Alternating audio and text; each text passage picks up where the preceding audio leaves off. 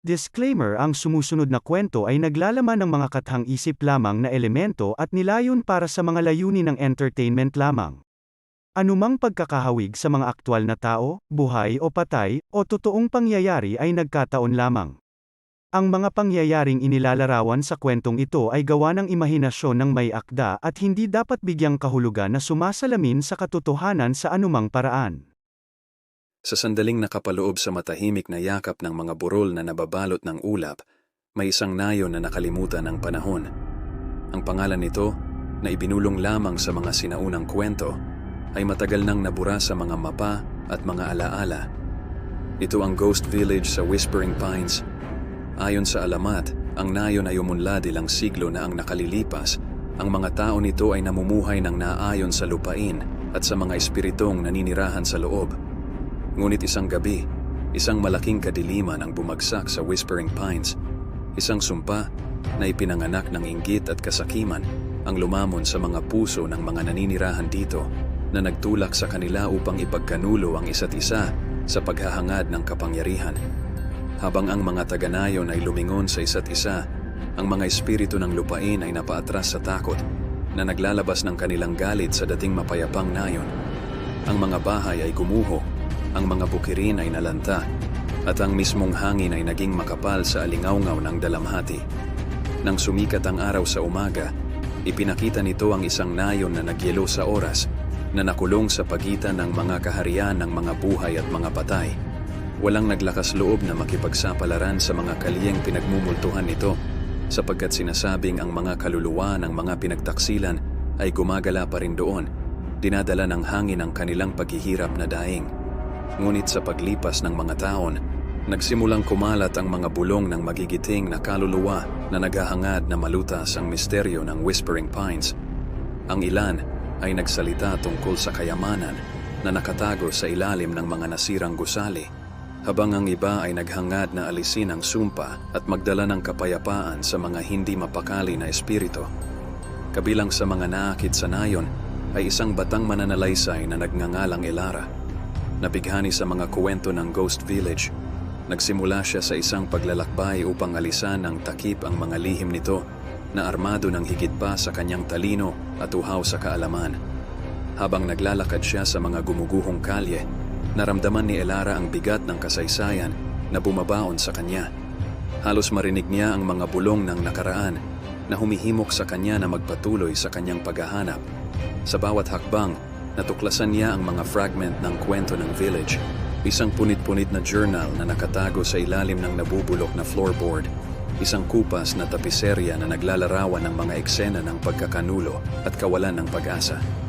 At habang pinagsasama-sama niya ang puzzle ng Whispering Pines, naunawaan niya ang tunay na katangian ng sumpang sumapit dito, sapagkat ang sumpa ay hindi ipinanganak sa mahika o malisya, kundi sa kadiliman na nakakubli sa puso ng mga tao nito.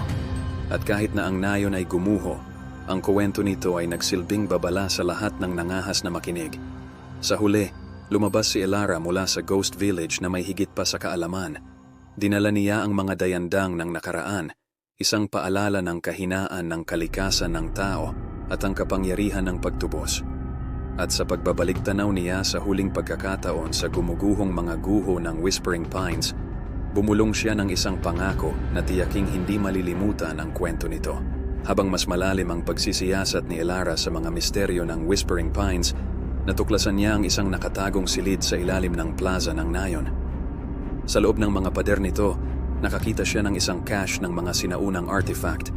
Bawat isa ay nagsasabi ng sarili nitong kuwento. Kabilang sa mga ito ang isang maliit at magarbong kahon na pinalamutian ng masalimuot na mga ukit. Sa nanginginig na mga kamay, binuksan ni Elara ang kahon upang ipakita ang isang solong, kumikinang na batong hiyas. Ang ningning nito ay tila tumagos sa dilim na dumikit sa silid, na pinupuno ang hangin ng isang malabong, ethereal glow.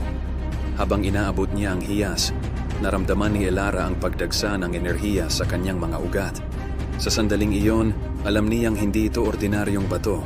Ito ang susi para maputol ang sumpa na humawak sa Whispering Pines sa pagkakahawak nito.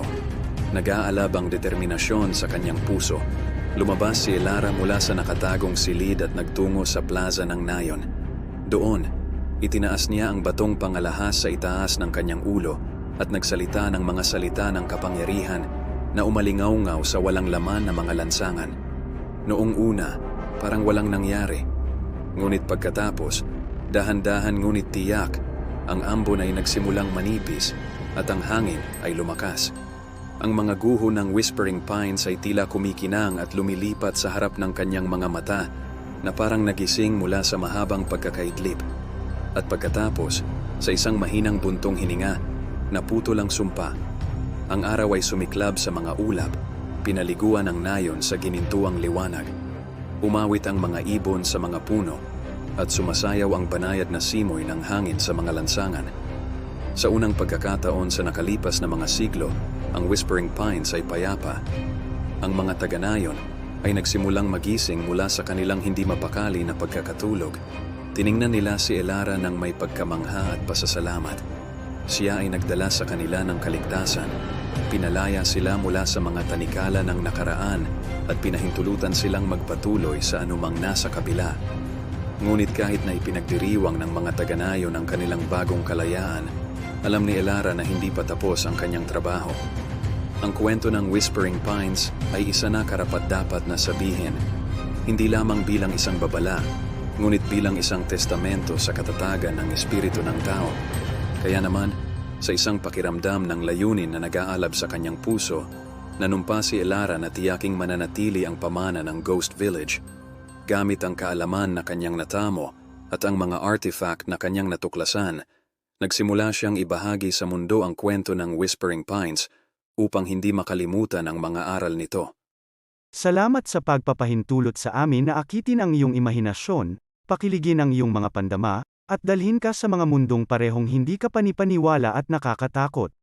Ang iyong feedback, komento, at pakikipag-ugnayan ay nagbibigay inspirasyon sa amin na patuloy na itulak ang mga hangganan ng pagkukwento at upang lumikha ng nilalaman na sumasalamin sa iyo sa malalim at visceral na antas.